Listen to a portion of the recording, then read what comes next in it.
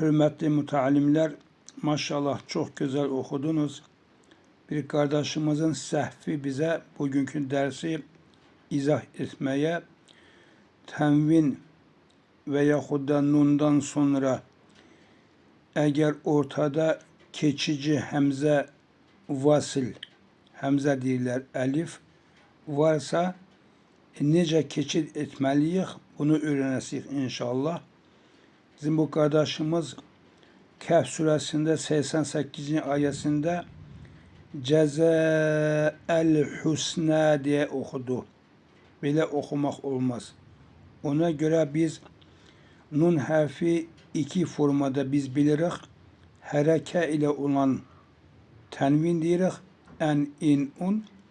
Bir de kök harfi nun üzerinde sukun koymakla iki formada nun harfi biz biliriz. Burada tenvinle olan yukarıda gördüğünüz hayrun. Burada nice okuyasıyıq?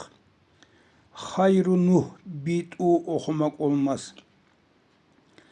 Tenvinden sonra ister zammelli olsun, yani un, ister fethali olsun, en olsun, ister kesralı olsun, in olsa da keçidi nice desiyik. Burada biz tenvinden sonra o keçici elif olduğu için burada hayrunih bid'u, hayrunih bid'u kesre koyarak geçesiyik. Hayrunuh bid'u değil, hayrunih bid'u diye. Meselennil kavmu, meselennel kavmu değil, meselennil kavmu. Burada bu tenvini biz kesra ile, nil ile geçirik. Cemi'anillezine bu formada. Cemi'anillezine kesra ile geçirik.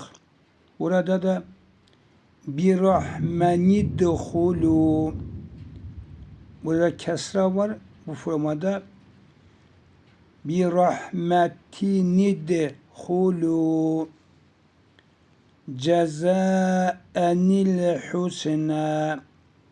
Bir de hürmetli müteallimler bazı ayet, yani ki biz görürük ki ayetin başında okuyanda teşdid koyurlar. Bu teşdid yani okumuruk biz. Başından yani çiçek kim biz görürük ki bir şekil var Kur'an'da ve teşdidle başlıyor. Burada li diye okumuruk biz. Li nuhyiye diye okumuruk biz. Bu lem harfin üstünde teşdid koymağın sebebi qabaxdaki ayetle devam edirsense, keçid edirsense, biz bayaqda dedik ki tahuran yazılıbdı.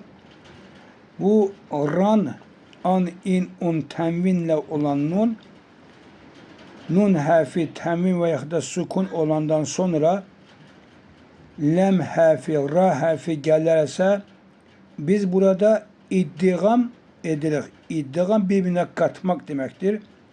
İddigamı me'a gunne var, bir de bila gunne var. Gunnesiz iddigamdır.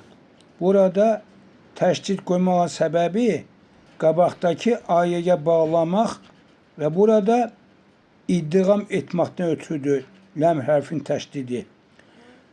Tahuran yazılıbsa tahuran okumuruq biz. Tahuran linuhyiye. Tahuran linuhyiye. Eğer tahura dayanacaksansa buraya tezeden ayet başlayırıq. Linuhyiye. Yani teşdidsiz başlayırıq.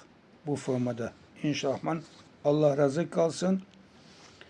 Başa düşmeyen şey olsa inşallah şahsıma yazarsınız.